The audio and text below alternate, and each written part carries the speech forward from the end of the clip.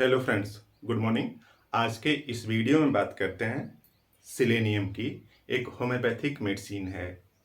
Selenium के symptoms किस तरह से एक दूसरे से लिंक हैं और बॉडी में प्रोड्यूस होते हैं, पहले उसको समझ लेंगे। फिर अंत में देख लेंगे कि इस सिलेनियम को कैसे यूज किया जाए। छोटे से वीडियो में काम की बात समझ में आने वाली है। तो देखिए, जो सिलेनियम है कुछ इस तरह से इसका ड्रग पिक्चर है कि पूरी बॉडी कमजोर हो गई है।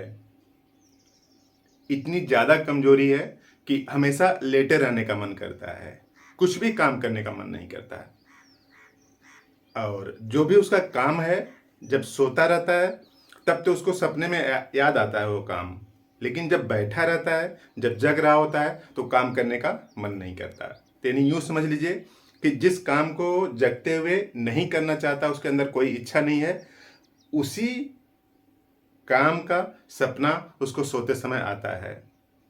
यानी इतनी कमजोरी है कि किसी भी प्रकार के काम से जरा सा भी थकान झेल नहीं पाता है, इसलिए हमेशा लेटे रहना चाहता है।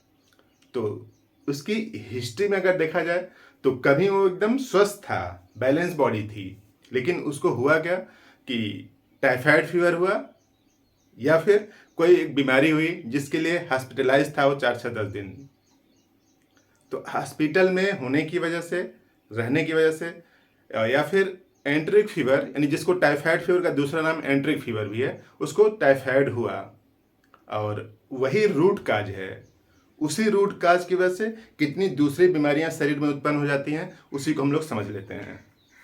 तो देखिए, क्लियर कट लिखा है, कभी उसको एंट्रिक फीवर हुआ या फिर सीरियस इलनेस, कुछ दिनों तक हॉस्पिटल में वो एडमिट रहा। और उसकी वजह से क्या हुआ, अब आप समझ सकते हैं कि ये जो एंट्रिक फीवर है आंत को अफेक्ट करता है, यानी जो पूरा स्मॉल इंटेस्टाइन, लार्ज इंटेस्टाइन है, उसको अफेक्ट करता है। तो अब होगा क्या कि आप जो कुछ भी फूड सप्लीमेंट खाते हैं, उस फूड सप्लीमेंट का पाचन और डाइजेशन यानी एब्जॉर्प्शन ठीक से नहीं हो पाएगा। अगर एब्जॉर्प्शन नहीं होगा तो शरीर में कमजोरी आ सकती है। उसके पहले ही देखिए, जब भी एंट्रिक फीवर होता है या कोई सीरियस इलनेस होती है, आप ढेर सारे मेडिसिन यूज़ करते हैं दूसरे सिस्टम की, और उस सिस्टम का यूज़ करने की वजह से लीवर भी थोड़ा अफेक्ट हो जाता है। यानी एंट्रिक फीवर हुआ, हॉस्पिटलाइज थे, कुछ दिन बाद लीवर बढ़ गया। और इसमें खास तौर से क्या है, लीवर तो बढ़ गया है, लेकिन जो लीवर का पोर्शन है, यानी जो राइट साइड की जो पसली है, उसके नीचे वाला, पसली के जस्ट नीचे लीवर पाया जा रहा है, उस स्किन पर भी रैसेस हैं। यानी एंट्रिक फीवर, सीरियस इलनेस हुआ था कभी, अब enlargement of liver with rashes on the skin surface, यानी लीवर भी इन्वॉल्व हो गया। और लीवर का जो ऊपरी सरफेस है, यानी जस्ट पसली के नीचे राइट साइड पसली के नीचे जो स्किन पे है, उस पर रैसेस से बन गए, दाने से निकल गए हैं। तब देखिए, आंत अफेक्ट थी, सीरियस इलनेस की वजह से लीवर भी अफेक्ट हो गया। तो अब शरीर की जो पूरी पाचन की व्यवस्था होगी वो इम्बैलेंस हो जाएगी। खाना नो डाउट आप अच्छा खा रहे होंगे, लेकिन उसको शरीर में यूटिलाइजेशन नहीं हो पा रहा है। अब यूटिलाइजेशन नहीं होगा तो पूरी शरीर कमजोर हो सकती है, कमजोर हो जाती है। और देखिए, क्लियर कट लिखा है, easy fatigue from any labour. किसी भी टाइप का काम करता है तो जल्दी से थक जाता है। जैसे रात को जग लिया, या फिर कोई मेंटल एक्सरसाइज थोड़ी देर पढ़ लिया, या फिर इवन गर्मी से भी उसको ज़्यादा थकान लग जाती है, गर्मी से भी थक जाता है, यानी गर्मी को झेल नहीं पाता है। तो किसी भी टाइप का एक्सरसन शरीर झेल नहीं पाती है, क्योंकि शरीर का पोषण ठीक से नहीं हो रहा है। बैक हिस्ट्री में यही है। अब कमजोरी इतनी ज़्यादा है कि हमेशा लेटे रहना चाहता है। Can not bear any nervous drain, किसी भी टाइप का नर्वस ड्रेन बियर नहीं कर पाता। जैसे सीमेन बाहर से निकल जाए, या फिर 2-4 बार डायरिया, डिसेंट्री हो जाए, स्टूल पास हो जाए, उससे एकदम थक जाता है, लस्ट हो जाता है, लगता है कि उसको हॉस्पिटलाइज करना पड़ेगा। इवन कुछ लोगों में, जैसे जो मेल पार्टनर हैं, वो सेक्स कर लेने के बाद इतनी ज़्यादा कमजोरी लग जाती है तो उनसे चला नहीं जाता, दूसरे दिन तबीयत खराब हो जाती है। तो इतनी टाइप के जो वीकनेस के जो फैक्टर हैं, यानी चाहे डायरिया वाला हो, चाहे डिसेंट्री वाला हो, या फिर जो सीमेन बाहर निकल रहा है, इस तरह का कुछ भी शरीर से बाहर अगर निकल रहा है तो उसकी हालत खराब हो जाती है। कारण उसके बैकग्राउंड में क्या है कि शरीर एकदम कमजोर हो चुकी है।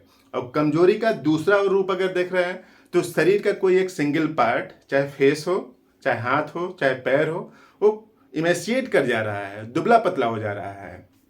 यानी शरीर की कमजोरी तो केवल फीलिंग की जा सकती, देखी नहीं जा सकती बाहर से। अब देखने वाला सिम्टम्स कुछ इस तरह से आ रहा है कि सिंगल पार्ट इमेसिएट कर जा रहा है, इवन इतनी कमजोरी आ जा रही है उस सिंगल पार्ट में कि पैरालिसिस जैसा हो जा रहा है। Great emaciation of face, face दुबला पतला हो जाता है, या फिर हैंड, हाथ हो सकता है, या फिर legs, feet are single part, किसी पार्ट में इतनी ज्यादा कमजोरी है कि पैरालिसिस जैसा हो जाए, जिससे दम ही नहीं है उस पार्ट में। इवन अब देखिए, एक तरफ तो पैरालिसिस है सिंगल पार्ट की, और दूसरे सिम्टम्स क्या है कि बाल झड़ जा रहे हैं सिंगल पार्ट में, चाहे आंख के बाल, या फिर ये जो बरौनियां हैं उसके, या फिर जेनाइटल्स के जो बाल होते हैं वो सिंगल स्पॉट में गिर जा रहे हैं। देखिए, hair fall on from head, सर से स्पॉट टू स्पॉट में, जैसे फास्फोरस में एक एक स्पॉट में। और बाल तो सब कुछ ठीक ठाक हैं, लेकिन किसी एक पॉइंट में, किसी एक एरिया में, 2-4 जगह पे क्या है कि बाल पूरे गिर गए हैं, एकदम पूरा बालनेस है जैसा आ गया है। तो हेड में, आईब्रो में बरौनियों के बाल गिर जा रहे हैं, ये जो ऊपर वाले बाल हैं, मूछ, दाढ़ी, इन सब के बाल एक एक स्पॉट में गिर जा रहे हैं, पूरे साफ नहीं जा रहे हैं, छोटे छोटे स्पॉट में गिर जा रहे हैं। तो देखिए, पहले पूरी शरीर कमजोर हुई, फिर सिंगल पार्ट में वीकनेस आई, कमजोरी आई, फिर और उसका सिम्टम्स किस तरह से आ रहा कि बाल ही गिर जा रहे हैं। तो देखिए, उसकी ओरिजिन यहाँ पे है, यहाँ से फिर ये सिम्टम्स इस तरह से प्रोसीड किया, ऐसे आ गया। और नेक्स्ट सिम्टम्स क्या है कि एंट्रिक फीवर ही है, आंत में हुआ ही था, तो स्टूल जो है हार्ड रहता है, निकलता ही नहीं। जैसे साइलिसिया में है कि स्टूल निकलना ही नहीं चाहता, निकलने लगता है कि अब निकलेगा, फिर वापस आ जाता है। ठीक उसी तरीके से सिचुएशन यहाँ पे भी है, यानी पैरालिसिस सिंगल पार्ट की है। इवन यूँ समझ लीजिए कि आंत भी कमजोर हो गई है, स्टूल निकलना नहीं चाहिए, मैकेनिकल एड हाथ से निकालना पड़ता है, या फिर इनिमिया लगाना पड़ता है। तो देखिए, stool large, hard, impacted so that it require mechanical aid, यानी इतना कठोर हो गया है या फिर निकलना नहीं चाहता कि उसको मैकेनिकल एड यानी हाथ से निकालना पड़ रहा है, या फिर एनीमिया लगाना पड़ रहा है। और ख़ास बात, कमजोरी तो भयंकर है ही, तो इसका जो सीमेन है अपने आप निकल जाता है कुछ महिला को देखने पर, महिला के बारे में सोचने पर, या फिर कुछ वीडियो देखने पर, या फिर इवन स्टूल पर जब बैठता है तो स्टूल पास करना चाहता है, उसके पहले सीमेन निकल जाता है। कई लोग ये बताते हैं कि जब भी स्टूल पास करते हैं तो सीमेन निकल जाता है, या फिर बैठे रहते हैं, या फिर कुछ वीडियो देख लिया, या फिर टीवी में कुछ फिगर चल गया थोड़ी देर के लिए, उसी से जो सीमेन है वो पास आउट होने लगता है। तो इनवॉलेंट्री डिबलिंग ऑफ सीमेन, अपने आप जो वेद है वो निकलने लगता है। प्रोस्टेटिक फ्लूइड्स भी निकल सकता है, and prostatic fluids which ooze out while sitting at stool or during sleep, सोते समय, स्टूल के समय जो प्रोस्टेट का फ्लूइड्स है या फिर जो सीमेन है वो बाहर निकल जाता है। तो इस तरह से देखिए, एक छोटी सी बीमारी, दूसरी बीमारी, तीसरी बीमारी, इस तरह से शरीर की पूरी व्यवस्था धीरे धीरे चौपट होने लगती है।